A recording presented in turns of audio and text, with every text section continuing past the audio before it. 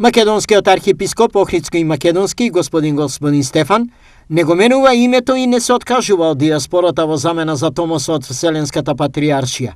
Вака тој одговори на прашањето кога нашата црква ќе го добие долгоочекуваниот Томос за автокефалност. Па тоа не може да се претпостави, може да биде и утре, а може да биде и задутре, така што ние да ја чуваме црквата, да ја градиме црквата, да градиме односи и релации со другите помесни православни цркви, тоа ќе дојде кога ќе се исполни времето како што порачува и апостолот Павле.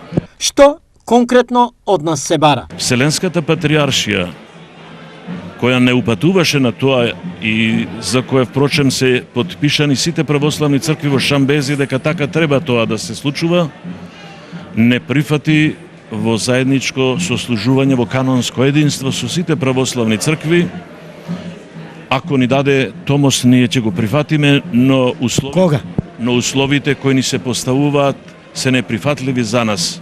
Откажување од името Македонска православна црква, отстапување на македонската диаспора и признавање еве и на украинската црква која ја призна Цариград. Има ли начин овие барања да се преформулираат и проблемот да се надмине? Името ние си го имаме, тоа име е наше, на никој друг не припаѓа и затоа не треба никој да бара да се откажуваме ни од нашето име, а името нашата црква е Македонска православна црква возобновена Охридска архиепископија, затоа се содржат и двете имиња во името на нашата црква.